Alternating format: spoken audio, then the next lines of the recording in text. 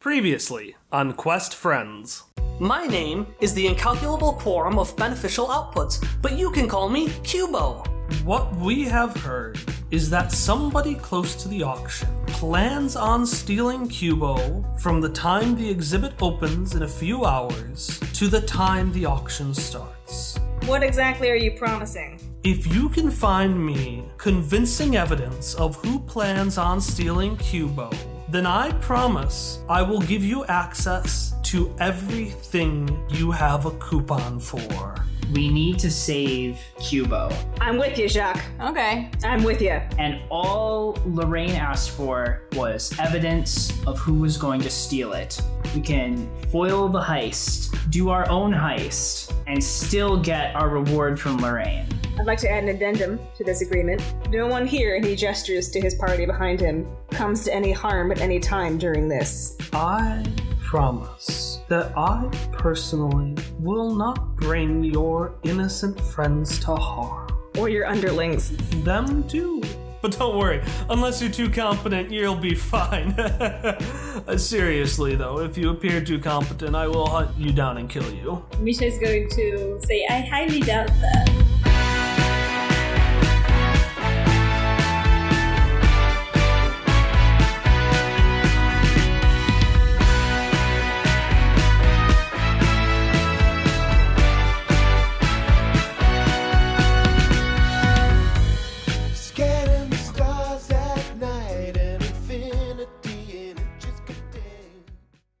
Roulettia is a light. The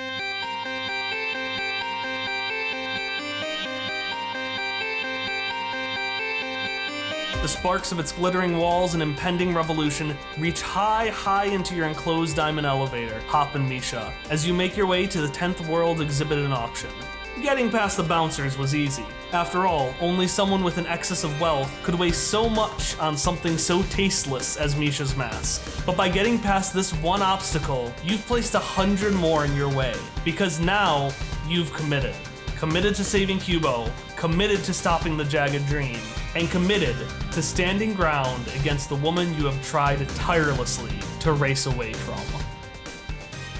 Are you going to say or do anything before the doors open? Otherwise, I can describe the doors opening. Well, I guess just before that, Misha is going to turn to Hop and say, Simon Scotch, there is just one flaw that I did not see with this plan, and that is that I forgot to ask Zoe to provide another one of these garments and point at the mask that they are having for you as well. Oh, well, that's all right. I don't think I really need one. Misha is going to look at Hop, and then they're going to nod and be like, yes, I suppose you are already cool without the mask. Well, thanks, Misha. That was a nice thing to say. I think you're really cool, too. Misha's going to nod and point to their mask and say, well, now I do believe so, too. Oh, I just got it. Now let's go and rescue Cubo. Yeah, so with that, the doors open, and you notice it's very easy to get out of your elevators because everyone is just sitting there, mouths agape, staring at Misha.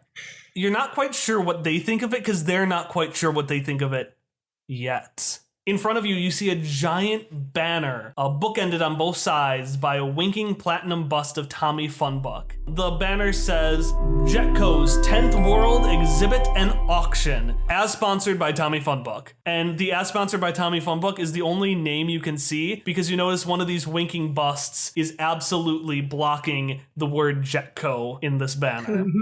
In front of you, you see 3 doors that people are spilling through, and to your left, you see a Cubo stand, which seems to have a little bit of paper, like duct tape to it. And in front of it, someone in the kind of bellhop costume that you saw in the hotel. You see someone wearing that costume standing in front of it, talking to folks and directing them. Can I ask the bellhop where the coat check is? You walk up and he's like, oh, geez, really, people really can't do anything without this Cubo. It's right over there. And he points to his left, and you see a foot away from him, another person standing behind the counter to the coat check. Oh, thanks. He turns over to this other person. He's like, no, I'm really sorry. The Cubo machine is down and I'm not a robot. I don't know what everything is. Yes, I know. Please don't have Mr. Funbuck fire me, please. And he starts kind of groveling a little bit more to these very frustrated patrons. Okay. Who for a split second give you a moment of deja vu. Can I investigate that further? Can I roll like a memory check? Like why they're giving me deja vu? Yeah, if you want. All right. A 12. You notice that one of them is wearing an ivory white hat and a red dress, and the other one, arm in arm, is wearing a top hat as tall as her torso and a blue peacock suit. And you have never seen these people before, but their outfits look remarkably similar. To Tommy Funbuck and Lorraine. Yeah, Do I notice anyone else wearing these outfits? you do. In fact, you notice that almost everybody is wearing some variation of what appears to be the in outfit, with of course the notable exception of you and Misha. So everyone is dressed as Lorraine or as Tommy Funbuck. This is what you're telling me. That is 100%. I'm going to say they were inspired by the fashion, but yes, they're all terrible copycats. It's like Disney bounding. It's like Disney bounding Lorraine and Tommy Funbuck. It's a weird fusion between cosplay and trying to follow the cool fashion that's in right now. At seeing all the Lorraines, Hopper kind of like moves back against the coat check a little bit, but then doesn't say anything. He's visibly alarmed, but he's not gonna talk about it. I do believe that all of these people are dressed as Lorraine. Yep, looks that way. Did not expect this. Was prepared for one of them. And as you're talking about that, both of you are covered in a little like snow of glitter as the person behind the coat check is fanning out a artificially glittered up copy of what seems to be Lorraine's coat that she wears. God. And is putting it into a box, which they set on a conveyor belt that pushes itself back into a little coat closet room. And they turn over to you and are like, thank God, people I can remember. What are you checking in today? Or checking out? I don't know. Please tell me you don't have something to check out. To check out? I do actually. Is that okay? Depends. Is it another glitter bomb? No. Do I have a coat check ticket? What is my information for getting things from the coat check? They're gonna turn and say, well, type it in the pad there, and you see that there is a, it looks like, you know those like those little manual alarm clocks that would like flip over to show the time? Mm-hmm. You see two of those, one of which where you can flip in your box number and one where you can flip in the code. Okay. I definitely wrote down my box number in my extensive notes. Kyle Hopper would have written down the box number in his extensive notes. So can I just have that? Yeah, you enter in the box number. Let me double check what it is. It is... BTC! Yeah, check in box 2S, and you're right, you put in code BTC. I found it! World's greatest detective. And as you flip that over, you hear a little like prize ding ding ding. A little box slides out of the conveyor belt, and the person working uses a couple of locks to open it up, like a couple of manual locks, and it poofs open, an explosion of glitter, and they just look at you. You lied. How funny. Haha, yes, that's me, who knew what was in this coat check box and intentionally lied about it. He picks up the box, hands it to you, and you can see he's visibly shaking with rage. He's like, no remorse, no regret. Oh, Hopper has to pretend to be like a 1% douchebag. Oh. Hopper will shrug and say, not a lot. They look at you and look down, and you can see they're holding a little crumpled piece of paper, which looks like it's a handmade flyer for an underground meeting of common workers. And they take that with new resolve, Okay. and they leave the room. Good for them. And you take a look into the box, and you see that it is very glittery, because it has two things. One of which is a beautiful, elegant, overly glitzy dress and coat that looks Oh no. like a really poor imitation of Lorraine's. It is conveniently exactly Ellie's size. Oh no. You then see a very tall peacock blue suit and a top hat that is so tall because it looks like it fits the size of your pal Shock. Hop will take them, and then, like, as an aside to me, she'd be like, well, they'll have to deal with it. I suppose so. I do wish that there were more of these masks for everybody. Hopper will just say, well, we'll have to live without them. And with that, you make your way into the main exhibit hall.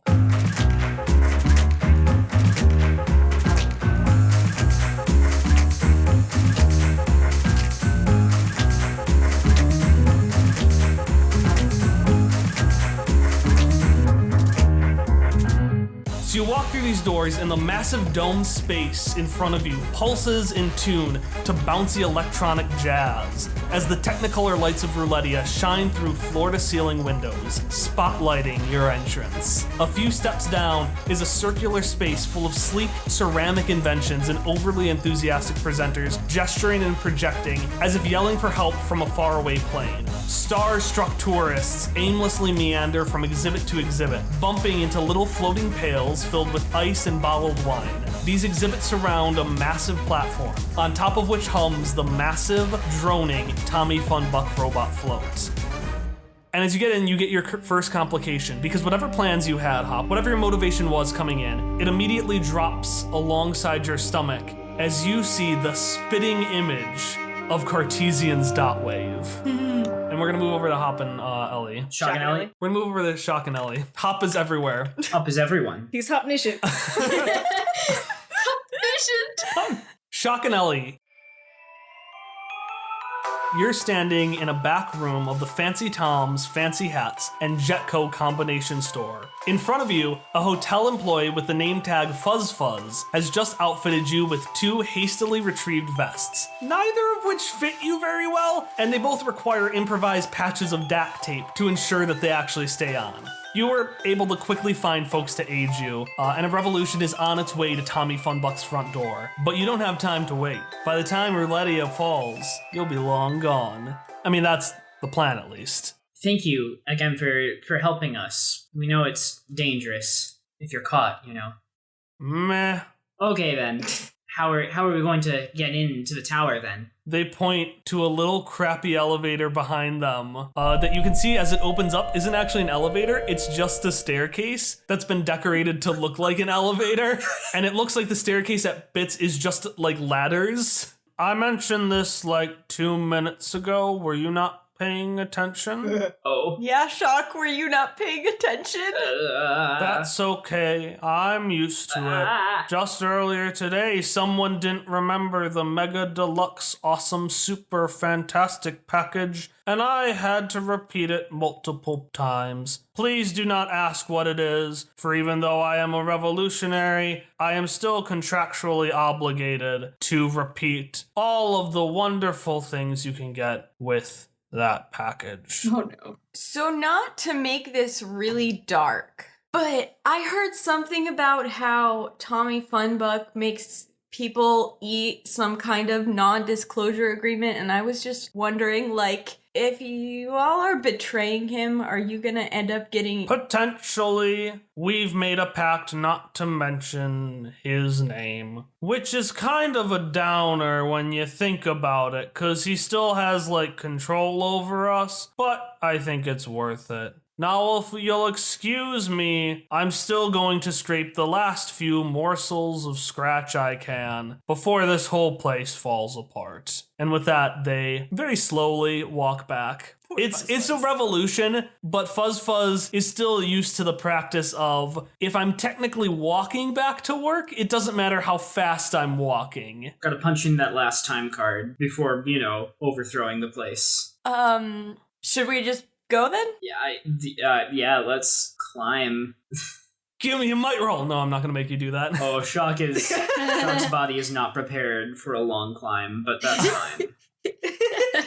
His stamina wheel is not very high yet. I was considering asking Shock if he needed to be carried. No. All right, so you make your way up this long, damp, moist, musky. What are some other terrible words I can use? Sopping? This sopping. This just it's more Just like Kyle's bathroom. It's Yes! It's more bathroom than elevator and more swamp than bathroom. And when you get up, you find yourself in a little like back room, actual bathroom space, and you see a sign that says employees must wash hands above a sink, except the knobs on the sink are both missing and the soap is very empty. Did we just come up a toilet? I'm so confused as to what's going on here. Did we really climb up a toilet, Kyle? Would you do No, it? it's right in a bathroom. I'm trying to think of a justifiable place because they have to go up the elevator, but because it's so gross, they gotta wash their hands. So it's next to the toilet, all right? Okay. I'm not gonna wash my hands. I'm not guaranteeing nobody has used it as a toilet, though. Like, that is entirely possible. But there is a toilet, all right? I'm not that gross. This isn't the mid-2000s, and I'm not South Park. All right. We've been in sewers before. This is nothing to us. New canon, Ellie once lived in a sewer for 3 weeks. It's true. You lived with a non-binary individual. Their name was Dave. That's all that needs to be said about Dave. Moving on. All right. I guess Shock will step through the door. All right, so you both step through the door through an entranceway that was not marked on the map, and I need you both to roll speed defense. Whoa! It's fine. Everything's fine. Yeah. How's an 8 do for me? Speed defense. How's a 3 do for me? Oh no. Ellie goes out first and is swarmed by like a pack of gazelles. What? A dozen of these little ice-filled robots just brushing all over her. You take no damage, but they all whir with like extreme alarm. And you look around and you find yourself in this very elaborately put together kitchen. In the middle, you see this giant multi-armed robot. Out of this core, it looks like there are 16 arms like a double octopus reaching around and grabbing things, picking up tables and reversing them. For example, instead of like when it makes pancakes, instead of flipping over the thing itself, it just picks up the table the pancakes are on and flips the table above a different table on which pancakes can be cooked so that it can flip over like 50 pancakes at a time. I love it. So this whole room is becoming a mess as this machine is just moving and making exquisite things, and immediately the smell of the bathroom gives way to just the most beautiful and expensive smells you've ever smelled. Related to food. Specific. It's a very specific smell. The more I talk about it, I want it to be like a cosmic thing, but you just smell really fancy, but also good food. So you are in the kitchen in the basement. All right. Are there any people in the kitchen, or is it just that double octopus robot and then the treadmills? Yeah, these mini pails, which you're right, they look like the picture of the baby treadmill that you saw in the photo of the Heroes of Navarine. So these mini treadmills are flying around. How big are they? They're the size of a little garbage pail. They're not big. They're little. Okay. They're little cute buckets. If they were tiny, I was gonna spend an experience to have one nest in my hat. I mean, no. Do you want to spend that experience? Yes, I have something to announce.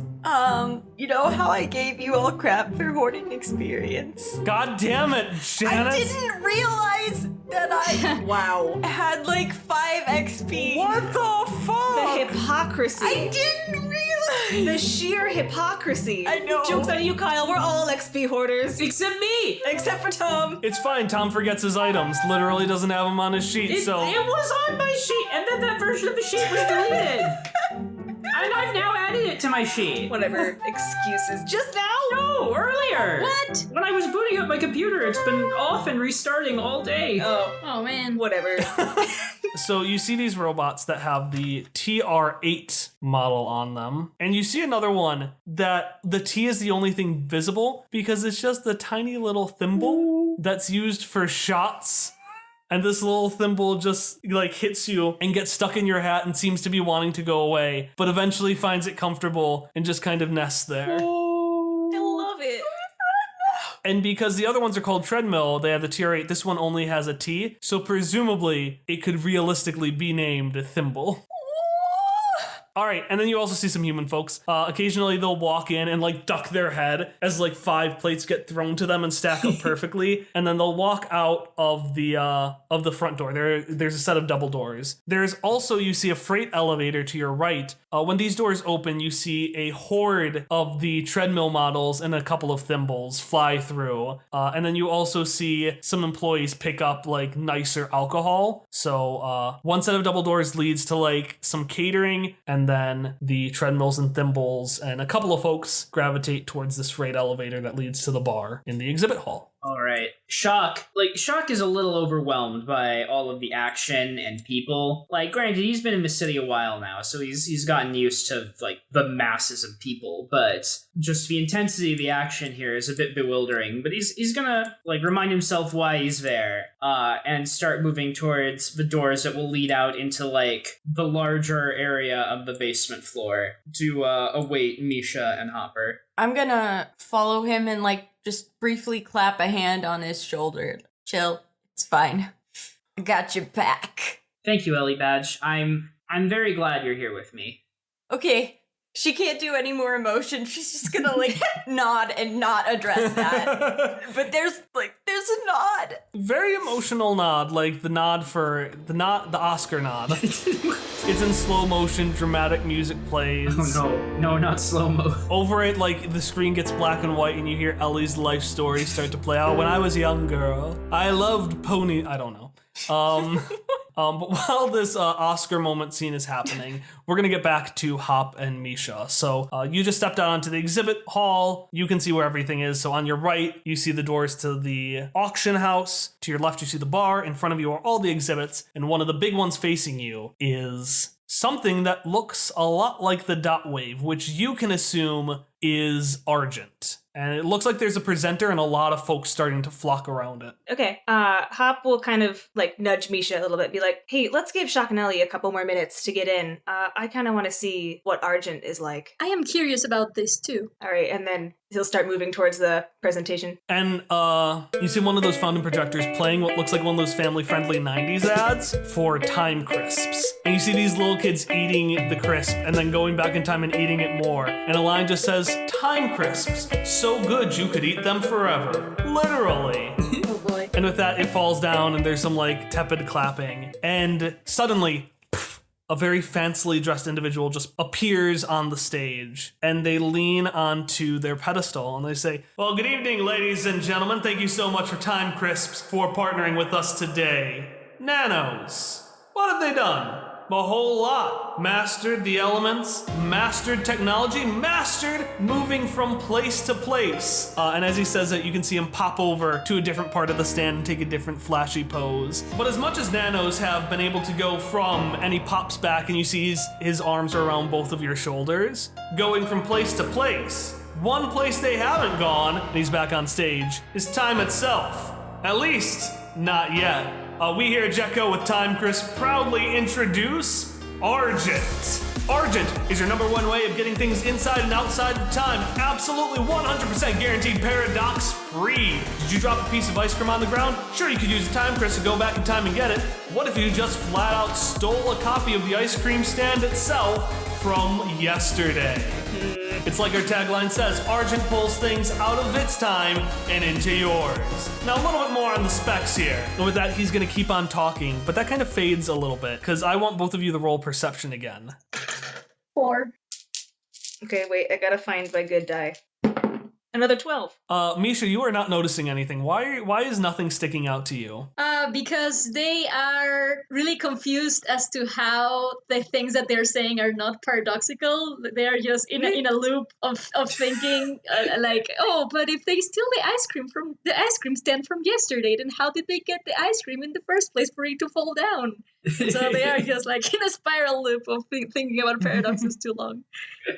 Hop, you notice that the crowd around you is getting thicker and thicker, and you see a lot of guests, but you also see a lot of folks wearing the Manny Mantle costumes, which is the costume of the guard. And that's weird, because you know that guards only appear around workers, like they don't want to spook the guests. But you notice, since some of these costumes are pretty ratty and junky, on shoulders, hands, legs, dozens of indented tattoos. You see some of raptors swooping downwards, some of clocks, some of serrated blades. Oh my god. Okay. And as you're looking around, you see all these hands raise up. They're all raising their hands? Yes. Has the presenter asked anything that the audience would raise their hands for? That's right, everybody. I'm having one lucky person come up and test this with me right here and right now. Hopper also raises his hand. Oh, if that's the case, then Misha also does that.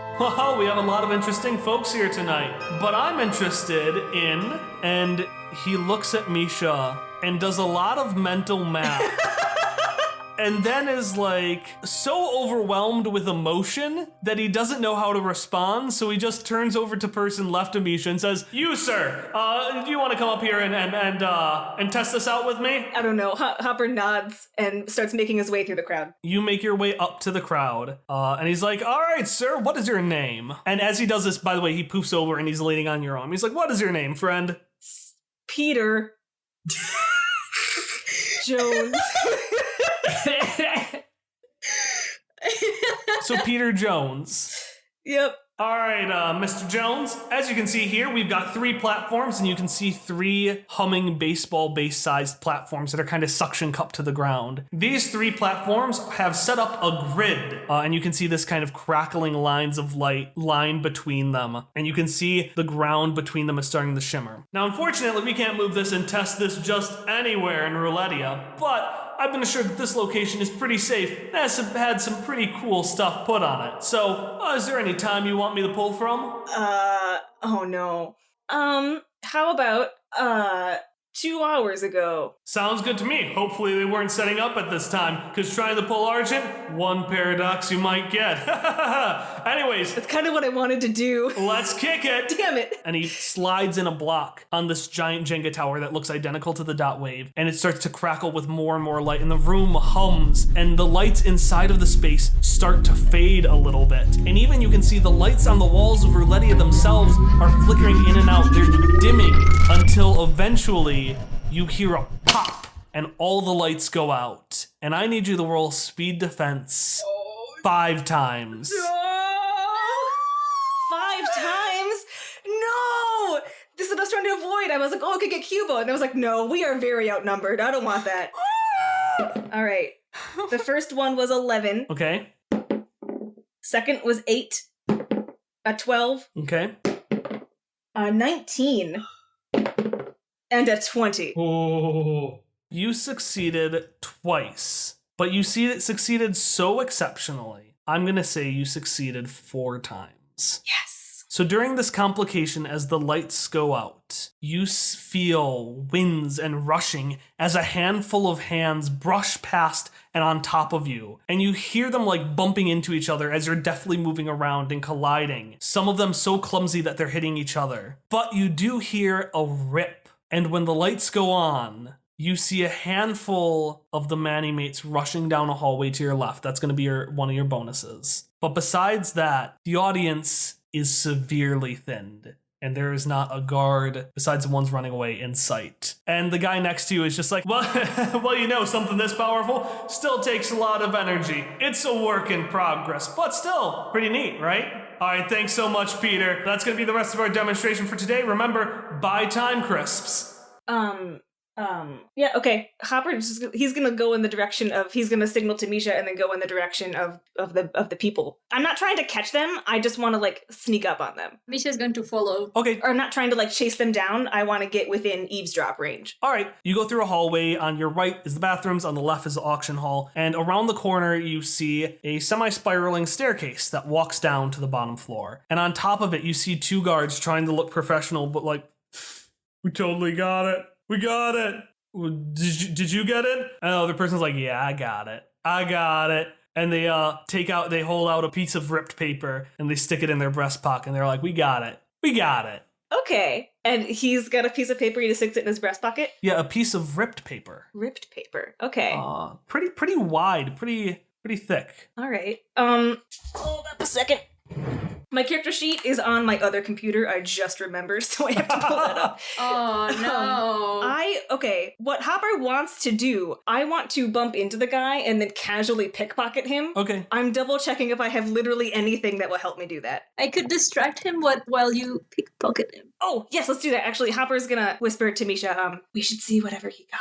can you distract them and then I'll try to see if I can't sneak it out? I do believe I will try to do so, yes. And then Misha is going to try and look for the data sphere for some sort of way to be able to entertain humans. Like how to entertain humans is what they're going to look up. But I want to twist this into gaining my storytelling technique. I love it. So you access the data sphere and you pull in these things, and it starts with the sound of a crackling fire, and you hear people telling stories in this echoey cave-like space, and eventually it changes to music, and you see people moving and dancing on stage, and then images start to pop up. You see these images of like a wolf and these three houses popping up as if on cardboard and then sliding back down again. You see pictures moving in sequential order, and you see a fusion of all of these, and you see languages and words spoken. Some are slow and steady, some are to the rhythm of music, some are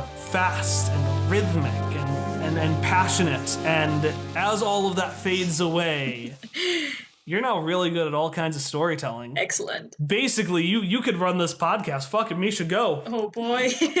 Misha can, but I can't. So, okay, so Misha is going to turn to Hop and say, I believe I got this. And then they are going to approach the guards and say, excuse me, humans, but have you heard of the girl that encountered a wolf earlier this evening? Yeah, well, I ain't afraid of no wolf. Yeah, we're not afraid of any wolf. We're tough. I am a wolf. And you realize that person who's wearing the mantle costume, and they probably have no idea what the fuck a wolf is, because a wolf is like a dog, and we have it as canon that dogs no longer exist. It is true. But no, they think it's terrifying. They know a wolf is scary. Okay. All right. So by that, Misha is going to, like, a story is going to pop in their mind, and they're going to be like, well, I do believe you should be, because I happen to know of a tale of a boy that kept not being afraid of a wolf and ended up in very unfortunate circumstances. I will, if you wish, tell it to you. No, I don't really need to hear that story. That's not important. Hey, man, listen, we don't want to be like this kid, all right? Yes, I do believe you need to listen to all of it, because otherwise, the wolf that ate the girl earlier this evening, or last evening, whatever I mentioned today will get you as well. Well, shit, I'm not no girl. Well, no, man, but Carol is. We got to keep Carol safe. and they are in rapt attention. I'm going to say, since you're helping out Hop, you don't got to roll to succeed on this, because you're essentially aiding with his roll. So you have their rapt attention, and their backs you're at the top of the stairs, and so their backs are actually to you. Their backs are facing you, Hop. That was the words I was thinking of and couldn't make with my mouth. Okay. So Misha is going to start basically telling the story of the boy who cried wolf. And as they start saying that, they're going to motion to Hop. So it's in his front breast pocket, or was in his back pocket? It's in one of their pockets. I'm just fine. I hope it's a back pocket, because... Let's have it be a back pocket. Okay, cool. It's in a back pocket. Yeah, it's in one of their back pockets. Okay, Hopper's not trained in, like, pickpocketing or anything, but he is trained in stealth. Can I... Okay, yeah, I'll let that pass. Woo! All right. You better succeed with this. He's just gonna, like, Skyrim sneak up behind him now and try to... Don't invoke video games like Skyrim, because that means if you fail, literally everyone will try to kill you. Kyle, no! All right. Okay. Natural 20. Damn. So you're gonna get the thing, but is there any bonus you want? Like anything else you might want to get, or like anything you want to have happen? I wasn't prepared for actually succeeding this. I would like, if there's anything else useful that could fall out of his pockets when I'm doing this, like, could I get like an extra thing? Yeah, I'm asking you, what thing do you want? Oh, I don't know. Give me a thing. I don't know what the mystery is. You are part of this story. I want another checklist of things that they're doing, or like names. Can I have a list of like names of the other Jagged Dream members who are here tonight, just in case we need to know? Yeah. So you get, so it comes out, you get two things. The first thing you get is a page from your atlas. And it is a page chronicling the important events in Key's history. Okay. The other thing that you get out of it is you get that list, and it seems to almost be a shipping chart. Like there are quadrants and theories and like lines between people. Yes. And there's a bunch of names. You get to choose what name you want to adopt. But all of them seem to converge around one name, Chris Prevensworth Pine. Yes. And then I'm just going to sneak away back to where I was before, so that Misha can see that he did his thing. Cool. I think it's time to move back to Hop and Ellie since we've been around with Shock and Ellie. Why do you keep messing our names? I don't know. Hop's just hopping everywhere tonight.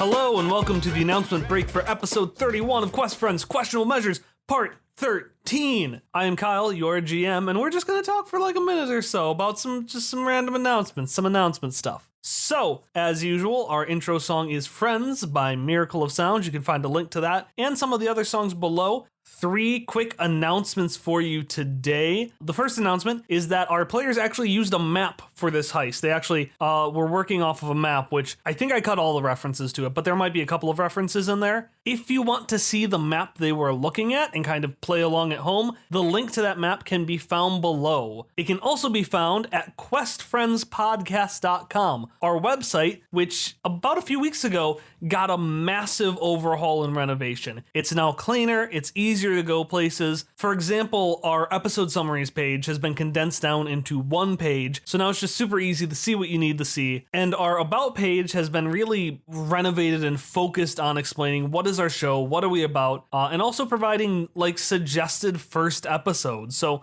if you know someone and you're like, hey, I want you to start the show and you don't know where to start them, I have some recommendations based on their preferences there. So that was the second announcement. And finally, the last announcement is just announcing that our schedule is now going to be every other week starting today. This was, as you can see, a particularly long episode for us, so it took a little bit more time editing, and because of that, I was a week late. I'm just going to start with this week moving on, with my goal of being able to kind of get ahead of the game. So with that said, we got a lot of heists left to go, but as for our episode after the heist, our next episode will be released on Monday, February 25th. I will see you then.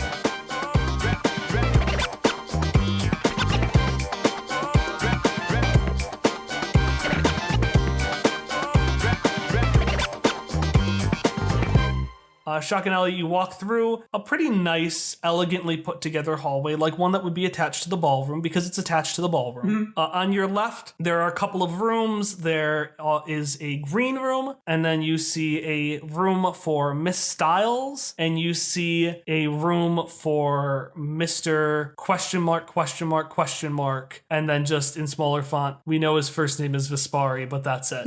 You see some doors leading into a ballroom in front of you, and then on your right, you see doors that lead to a kind of buffet area. You actually see a couple of Jagged Dream members as you come out, walk out of the ballroom and then down near the buffet area, being like, I didn't get it, but we totally got it. Yeah, we got it. And they keep walking.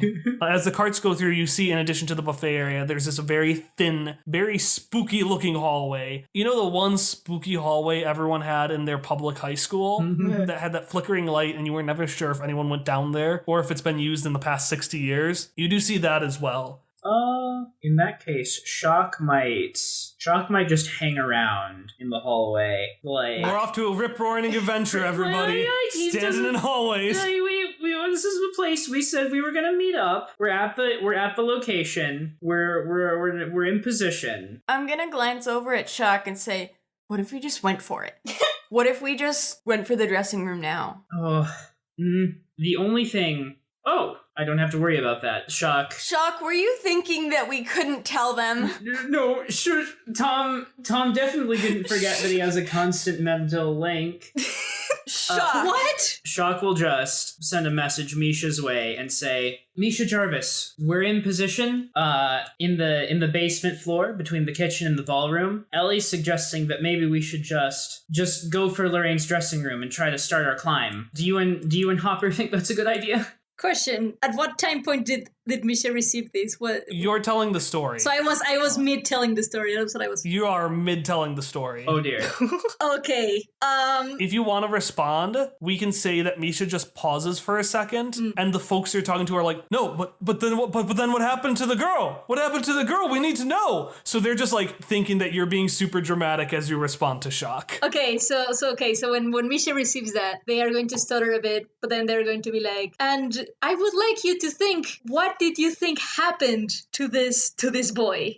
Just think for a second, and then they're going to like give that dramatic pause, and then they're going to reply to shock. I trust you and Ellie, B. So if you think that's for the best, then you should do it. Okay, see you soon. And then Shock will say, all right then, Ellie, I guess we can go in. So you walk down the hallway, you walk past the green room, you see Vespari's room, you can see him just like talking to, it sounds like nobody on the other hand. He's like, well, I did that sketch earlier today. Yes, I know the boy ruined it, but that's why I need to reclaim it. It needs to be my trick. Shock will stick out his tongue as he walks by and proceed to Lorraine's room. Sounds good. The room's so nice, you guys. It's so nice.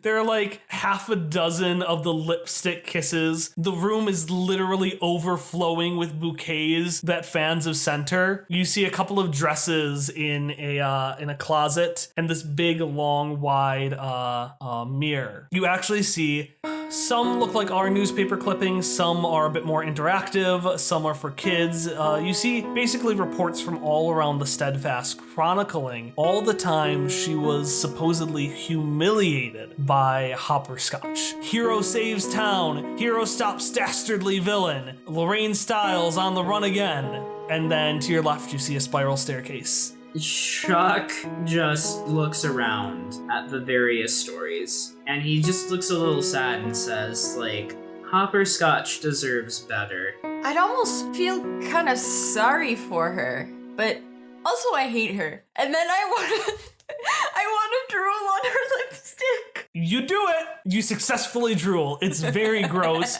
There's like no roll to like make it less gross because it just is. No, I want it to be very gross. Cool. Does anyone want to do like anything else? Literally anything else. I'm up to suggestions I here. just felt like being spiteful.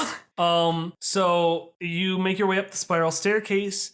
There's a curtain in front of you, one of those big curtains. You're on the back of the stage, and you are going to get your first complication. And you hear a very loud lady's voice say, "No, the dancers must dance perfectly. They are programmed to do so. They will do so. Now again, everyone. 1, 2, 3, 4." And you just hear this pounding of feet on the stage of dancing. And you hear like the cheap, you know how like they use cheap little boomboxes when practicing dress rehearsals for performances? Because the doors aren't open yet. So you hear this boombox playing a song. And you see the dancing figures in shimmering spandex. Misha Jarvis's. What? The fuck? What? Excuse me? Excuse me? I be confused.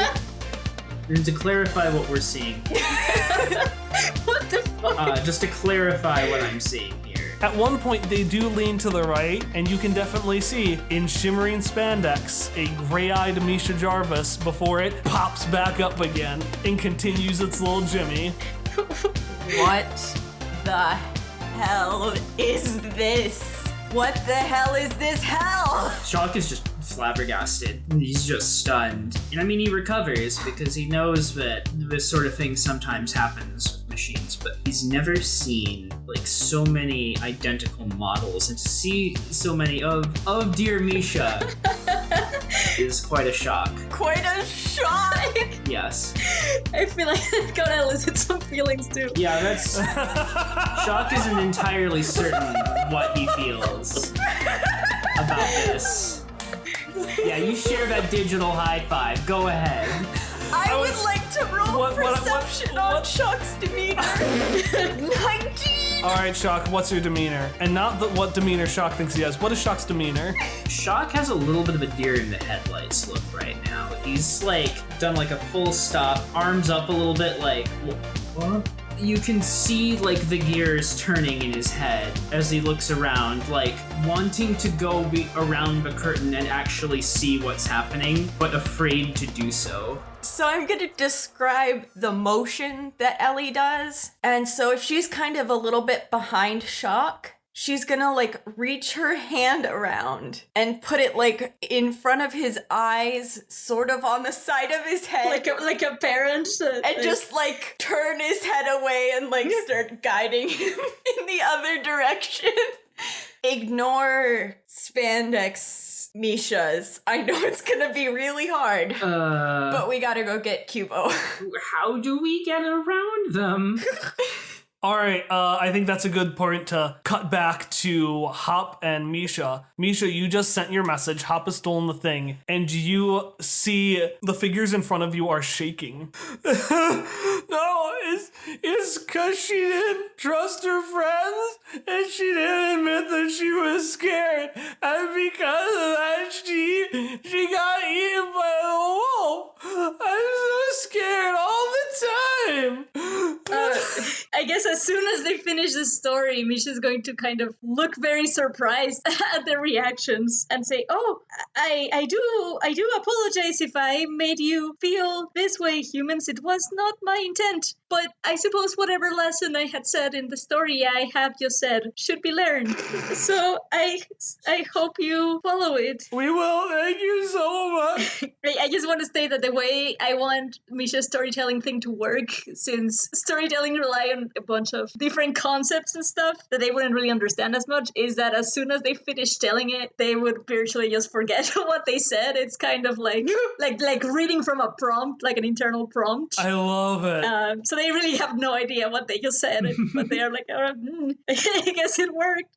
I love it. Yeah. So what are you gonna do? I'd say it's about 5 minutes before the doors open. Yeah. So they're gonna turn to Hop and say, Scotch Simon, while you were stealing the... It's a piece of paper. It was ripped from my atlas. Oh, intriguing. Why did they have that? Kyle, for clarification, that wasn't missing from my atlas before we... I cannot say whether or not it was the thing that was stolen during Argent, because you never checked. You never checked your stuff. What do you mean I never... You never checked your stuff. Fuck me. Okay, So it might have been what was stolen, it might not have. Maybe you should check your gear sometime. I say, I don't know, and then I check my gear. I'd like to check all my shit, please. Cool. Nothing except for, it's gonna take a few minutes. Misha can keep talking to Hopper. What were you saying, Misha? While he's like frantically patting himself down. Misha is going to say, "Oh, yes, while I was distracting the guards, I got a signal from Shock. He said that he and Ellie decided to go into Lorraine's dressing room. And since I couldn't really interrupt what you were doing without drawing suspicions, I told him that I trusted them. I hope this was okay." Oh yeah, perfect. If they can get in, they should go in. And they dodged a bullet on the outfits. Can I drop them in a nearby trash can? Yeah, there's not a trash can, but you do see just sitting there with its mouth open. You don't see cart, but you see a frog tar, which is the name of cart species. No, this is cruelty. Well, if it's a thing, I'm not gonna. Can I just put them behind a plant in that case? You cannot put it behind a living plant, but a fake plastic plant, yes, there are plenty around. Yeah, that's fine. Just anything that I can just like kick it behind. Like, get out of here. And welcome to another episode of Between Two Ferns. Yeah, you kick it behind there, and then as you look through your stuff, yeah, nothing else was missing. Your blueprints weren't stolen. Your note from Lorraine about the outfits wasn't stolen. Okay. The only thing that was stolen was this single sheet of paper out of probably a couple hundred in that atlas. Okay, can I take a closer look at the sheet of paper? Yeah. What does it tell me? It just tells you important historical events and key. Huh. Hop will glance at it and be like, I'll look at this more closely later, but for now, we're running out of time, so we should get started on stalling for time as much as we can. Your story was really good. You should go keep telling people's stories, I think, to give Shock and Ellie time to get Cubo from the auction house. Oh, thank you, Simon Scotch. What was my story? It was about, like, a girl and a wolf, and how you shouldn't trust wolves, I guess. Oh, speaking of which, I'm gonna go find Lorraine. Oh, I believe, Lorraine, it is kind of a wolf. That's a good one, Simon Scotch. Oh my god, I don't know. Hopper's been told that he's cool and that he said a good joke by Misha now. Hopper's not used to being complimented this much. So he'll kind of like, oh, thanks. He's proud of himself. And then to find Lorraine, can I turn on the pin so that I can hear her, but she can't hear me, to see if I can I can just walk around to look for her also, but in case I need to do something to find her, that was my plan. Yeah, you turn on the pin. You just hear the most obnoxious. Lorraine is a very elegant woman, but apparently she is a very sloppy eater. But it might be intentional because you can hear Vespari angrily ranting to her about his placement in the performance, being like, I'm before the mid-intermission break. I'm practically nobody. I am the great Vespari. Why are you putting me in such a bad position? And could you please stop chewing like that? Oh, Vespari, listen. I'll try my hardest, but honestly, you're like a little kid show. That's not what I think, but that's what Tommy thinks, and I mean, it would take a lot to change his mind. She's fucking with Vespari because she can. All right, okay, Misha, I'm gonna head downstairs. I think that's where Lorraine is, and I'll try to stall her from starting the auction. Yes, it is all going according to your plan. I will go and distract the main crowd so that Shock and Ellie can't get Cubo in the meantime. To remind the audience what we're doing. Hey! So a couple of things are happening right now. It is about 10 to 15 minutes before the auction begins. Inside the auction room, after being scolded by this artiste of a woman, the Misha Jarvises on the stage descend down into the green room below. As they do, this woman huffily takes a seat, scribbling in her notebook, allowing potentially Shock and Ellie a way into Cubo. Unfortunately, this is the time the doors open. And as the doors open and the crowd starts walking towards the auction, blowing Shock and Ellie's chance of getting in, a light, a beacon of fashion appears before them. And they see in this marvelous mask and hat a figure unlike anything Roulettia or much less the Ninth World has ever seen. Tall and elegant and so very retro. Misha Jarvis, the world stops and stares at you. What do you do to keep their attention? If I can gather your attention for a bit, really quick, a bit of an intervention. See, I must confess that this event is a mess. I mean, it's truly unruly, and the audience getting drooly, but fear not, worry not, the solution here I got, with 100% human, non-suspicious, non-robot. I mean, my name is MIS. Yes, just MIS. Nothing more, nothing less. I saved Misha Jarvis. And the crowd goes wild! You just hear hoot and holler, and people are throwing off their hats and making impromptu masks. Because you spent 1 XP to get a cane, a man in a very long purple and black outfit walks up to you and leans down in front of you and says, please sign and take my cane. And you see him hold up a thin black cane with a glass dome at its tip, and images drawn on the glass flutter like the wings of a butterfly. And he just gives this to you because he's so excited, and he knows that someone other than him, someone greater, needs to hold this greatness. So now you have this amazing cane that's also a light weapon, and everyone is so very distracted until the performance starts. Misha's going to smile, and they are going to be like, oh, now that I have your attention, I can also tell hundreds of new stories with the sound of music. That's it, fucking show's over. Can't go higher than that. So we had 3 goals of the heist. If you're doing a checklist of the heist, Misha's part, done. Nailed it. We are now on to Shock and Ellie. So we can get across, Yeah, we're gonna start climbing the room. Yeah, so you climbing the room. All right, so you walk out onto the stage. Wait, why are we climbing? That's what I'm asking. Because Tom doesn't know what the room looks like. How can you climb it? So you walk out. I'm just gonna climb the walls. Like Spider-Man. Spider-Man! No. I'm waiting. You go ahead and describe it. You don't I'm know just what saying words. Yeah, okay. So you walk out on stage, and this woman is huffily. I almost gave her a mustache because everyone has a mustache. This woman, this perfectionist woman, is scribbling in her notepad furiously, and then looking over at Misha and getting actually a little bit upset at just how good Misha's doing, and is like, "Why can't my models do that?" and then just scribbles a little bit more. And then, so she's not paying attention to you. The doors are wide open and not an eye is pointed in your direction. So you see this auction house. There are rows of very fancy, very uncomfortable seats, a handful of chandeliers, but you see up at the top, you see a massive multi-layered chandelier that's hanging below an even bigger and wider, wonderful, colorful mosaic of Tommy Funbuck. Everything's of Tommy Funbuck. So you just see his terrible jackassy smile. It's still a very pretty mosaic, and like, even if the prettiest thing about it is that the massive chandelier is hiding most of it. Right above that chandelier, above that glass, is the room that has Cubo.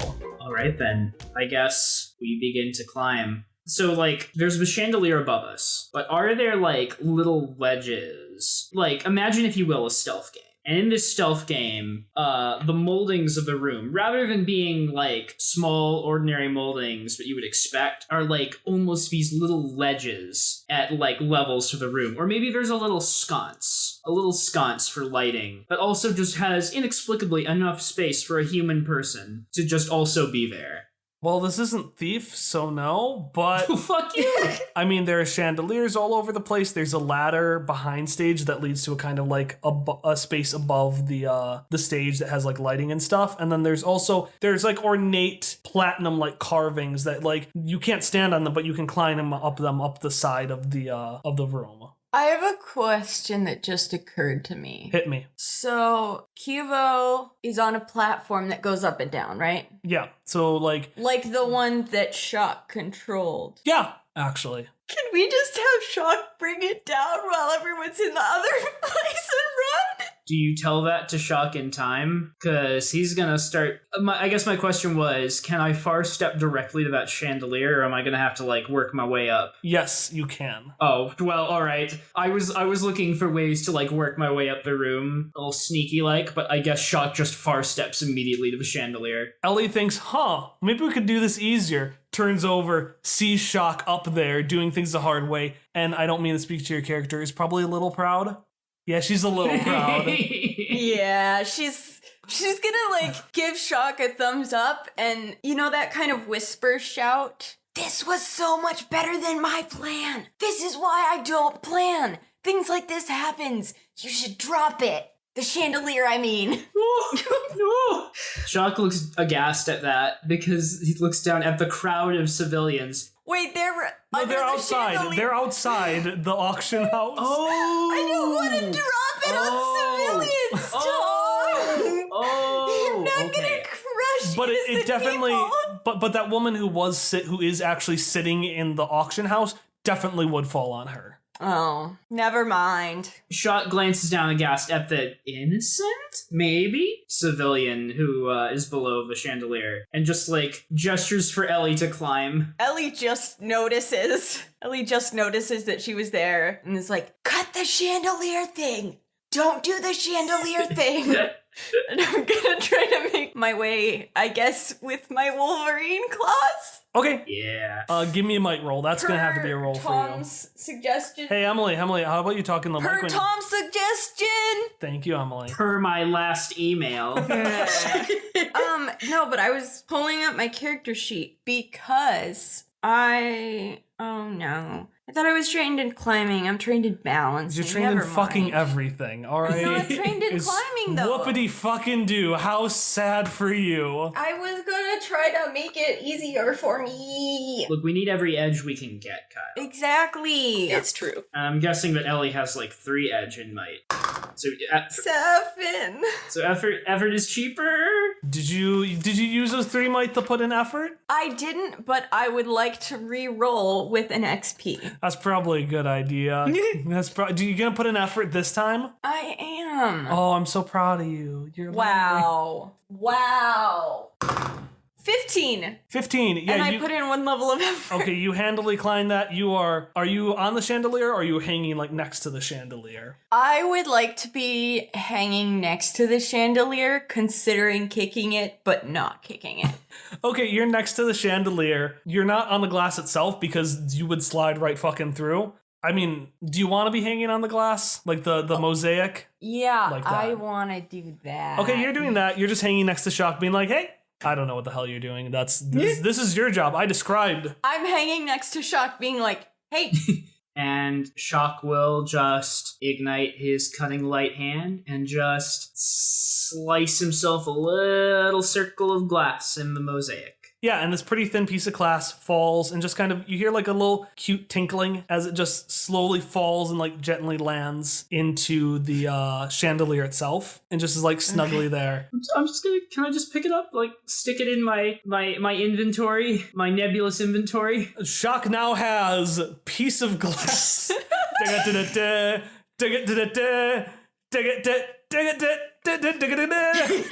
Ellie briefly reaches out her hand with an odd look on her face as if to stop him and then just lets it happen.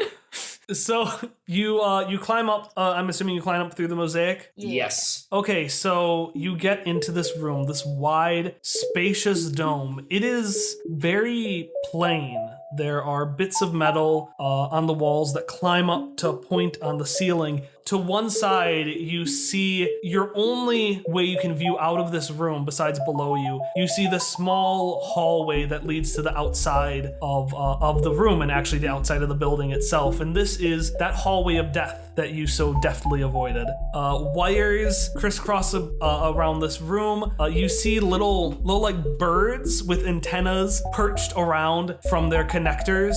These are presumably antennae that are broadcasting what Kubo is supposed to be saying across everywhere. But these ones are still. They look powered down. And in front of you, you see a few steps that lead up to a pedestal. And on it, you see a plain circular sphere. I want you all first to roll perception. 13. I got a 4. Ellie, you notice a few more things. You notice that there are a couple of guards positioned at the end of the hallway. They're kind of looking around. It looks like they're waiting for the person to replace Kubo, because remember, Vibo was replacing Kubo. It looks like they're waiting for that person. And you also hear no like humming or sounds of electronics, which is supporting the idea that everything is kind of shut down right now. But you do hear one other thing. Even though everything is shut down, you do hear the small kind of percussive sound from where Kubo is. Can Shock reach out with his mental abilities and attempt to make contact with Kubo? That's such a better idea. I was just gonna go grab it. We might still be doing that, but first Shock is going to ask, Kubo, are you awake? You don't get anything. You just hear that sound a little bit louder. You hear a little tune. It's kind of percussive, but also a little woodwindy as well. It's like a fusion between like percussion and what am I thinking? Like a brass or woodwind instrument. Shock will turn to Ellie and just sort of like shake his head and be like, I think they're asleep. The guards are not looking at us, right? Nope.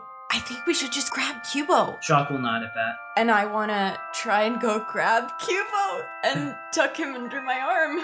All right, this is like a minute or two. It's been a while. It's about a minute or two before the auction begins. You've got here just in time. Ellie, you walk up and you hear the song a little bit more, and it's very cool. It's like, it's weird actually. You don't like it because it's too stiff and like mathematical. And you go and you And now we're going to go back in time about 15 minutes to Hop. Hop. Yeah. It is now about 10 to 15 minutes before the scene we just saw. Okay. You have walked down the stairs and you're in this cute little lobby. I'm assuming you walk through into the ballroom. Mm-hmm. It's a ballroom. You can tell I didn't have a description written here, but it's just a ballroom. Ballroom. There are a couple of balconies up to your top left. You hear some smooth like jazz music playing, and folks are dancing along to it. It is a sea of top hats and Lorraine hats. And it is just sickening. I hate it. And in front of you, you see like a band performing on the stage. And it's funny because like a lot of them are dressed like everyone else, although you do see one guy in a brown hat, and he is playing the drums. And the band says Miss Lorraine's Big Brass Band. He makes that sound when he sees that, and then continues to scan the crowd for the actual Lorraine in between all these not Lorraines. You don't see her. Okay, well, if he doesn't just see her on the floor, then he's going to use the pin its intended purpose, and he's going to call Lorraine. Hey, Lorraine, I see your band is playing.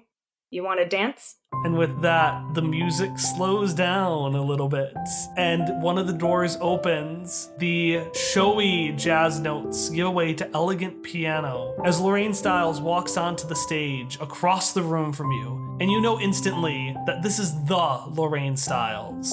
She stands with a slouched confidence, an impressively understated red dress drawing a line up her side. Her platinum hair is neatly tucked into an extremely wide, tall white hat, and she makes her way down the spiraling side stairs of the stage. Every pair of eyes in the room is fixated on Rouletia's darling, except for one pair, as Lorraine's eyes are focused on you. Hopper goes to the middle of the dance floor and holds out his hand. She takes it. All right. Well, Hopper, how have things been going? Can't complain. And then he'll start the dance. And the thing about Hopper Scotch is that he doesn't really like to dance, but he's really good at it because Dad Alvin signed him up for so many dance classes when he was a kid.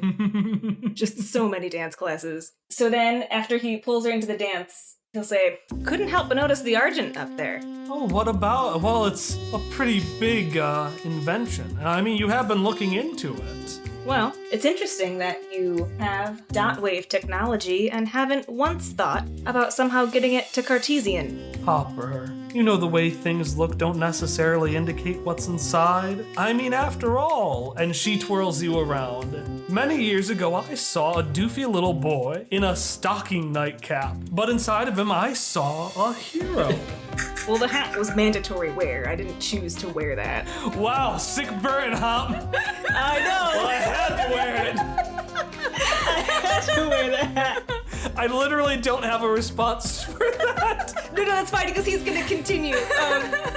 I'm not so sure what you saw that day. I can't tell if you're helping me or not. Hopper, I've always been helping you. I am your biggest fan, and I know you don't believe most things you say, but that is something I can absolutely promise, as much as that Jessie is fond of you. After all, who would have pushed you the way I did? We made each other, Hopper, and I wouldn't have it any other way. I would. You're bored, Lorraine. This doesn't interest you anymore. And I don't think I'm enough of a challenge for you. I don't think you're challenging yourself enough. What if you stopped devoting yourself to these schemes, these cons, all of this, and tried to benefit someone? I know that I asked you to stop in Cartesian, but stopping wouldn't be enough of a challenge. Unequivocally helping us would. Hopper, as great as that is, I haven't seen a challenge like you before. I just want to pursue excitement. You know that about me. And you also know that, come on, I created Hopper Scotch. Besides the once, he's gone around saving the world. I'd say by looking out for you, I'm really looking out for most folks. Looking out for me? Hopper, you really think I would have made such a foolish mistake as I did back in Dunshire, even at that young of an age? Maybe. No, Hop, I was so dreadfully bored. I was seeking for somebody who could do something, who could have a greatness I could attain to that had no limit, and, well, you passed the test. What kind of test are you setting now? Why are you working with the Jagged Dream? Have you ever played Chesser's Hopper Scotch? Sometimes the way to win is to make sacrifices, and in order to get the information on the Jagged Dream that I needed to get you here to bring you back, I had to give them a little bit of information. It's just an old book. I'm sure they don't mind, and I'm sure that you'll be more than capable of stopping their world ending. And she does pause from the dance for a second to do air finger quotes. Schemes. What if I can't stop them, Lorraine? What if you've set events into motion you don't even understand? Well, then that would be awfully exciting, wouldn't it? And I'm going to introduce a complication. You're going to, as she says that, you're going to notice that she's going to kind of push you down a little bit. And you're going to see, looking up from one of the balconies, an old man wearing a mask of Tommy Funbuck's face, hiding his own sagging, wrinkled, almost melting face. And he's scanning the room, looking intently for somebody. And there are about 4 man-mates that he is motioning to start checking the room. Okay, I am not gonna move yet, but I want to keep an eye on the people that are searching. So what I want to do is, I'm gonna keep talking with Lorraine for like a second more, but I want to be twirling her in such a way that Hopper is giving himself the best angles to keep looking around even while he's moving dancing. Okay. There was a movie called Ice Princess where the skater uses math to skate real good, I'm gonna argue I want to use the Ice Princess skill to do this, and it's mathematically related, so hop. All right, give me a roll. All right. Ice Town costs town clown his town crown. Never. Oh, it's a 3. Oh no! You do that spin, and as you do, you like become very clear to Tommy. Crap. But in that moment, you feel the hat off your head lift up and a tall top hat land on it instead. And Lorraine, as she spins, lets go of the hat that she placed on her head, picks up the Tommy Funbuck coat from another dancer, and slides it around your shoulders, rendering you disguised. And she says, Hopper, I promised that if you ever needed me, I would always be there to help your back, help you grow in ways you wouldn't otherwise. And What is the point of anything if you just set it up for me to solve? the point is that something happens, Hopper. And when we deal with individuals like you and me, the only way to get anything worth anything is to manufacture it. And as she says that, you hear a little beeping coming from... She's got like a little... Like, you know how people have little holsters sometimes on their legs? There's a little beeping on her leg, and she taps it off, and she sighs and gets really forlorn. She's like, oh no. The thieves have gotten to Cubo. Did you ever figure out who was going to steal Cubo, Hopper? The Jagged Dream. Oh no. She puts her hand up to your cheek. Hop, you really are my shattered dream. I so hoped you would come back. But no, Simon, no, it's not the Jagged Dream. Every heist begins and ends with a monologue.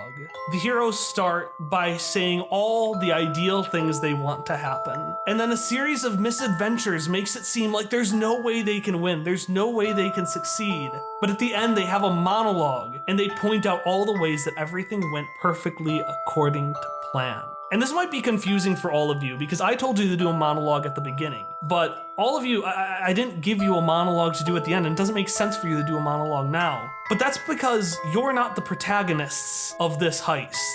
You never were. And Lorraine looks at you and she says, no, Hopper, no. The thieves were never the Jagged Dream. Blueprints found in a room signed under your name. Ellie in shock breaking into Tommy Funbuck's room and uncovering all his secrets. A box, 2S and BTC, 2 Simons and a Beatrice. No, Hop, the Jagged Dream were never the thieves. You were. So long, Simon and Simon. And finally, Lorraine does what you always wanted her to do. She sets her hand down and walks out of the room and out of your life. And far, far above you in Cubo's room, Ellie lifts up Cubo and turns him around and just sees on the sphere some text that says, now playing the Pythagorean rhythm.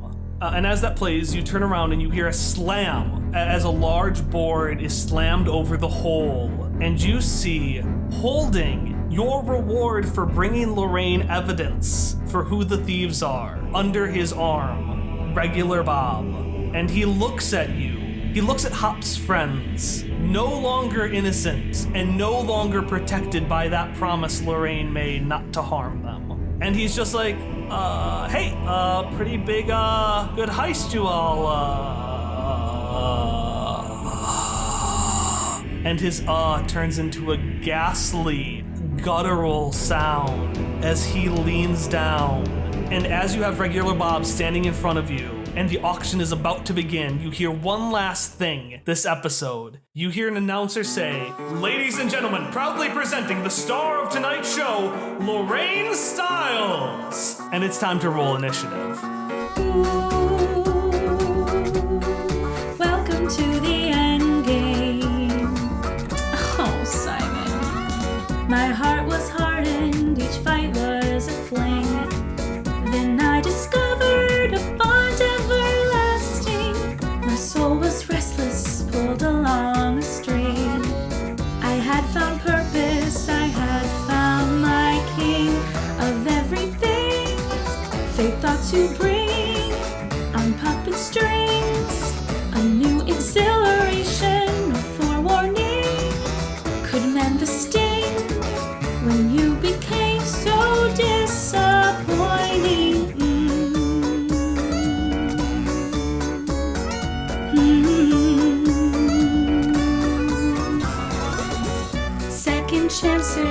reserved for the few who hold a certain unique, priceless value. But after seeing the limits of you, our partnership just it can't continue. I'm in a bind, my heart's maligned. It's not inclined to pull the trigger on you. No mastermind should ever find that it could be so hard to say good. I wonder why you had to die. I tried to try. The hole you left is growing. It's all awry. No one implied that it would be so hard to say good. The end is nigh. It's time to fly. No more retries. You are a failed obsession, but with a sigh, I can't deny that it will be so hard to say goodbye.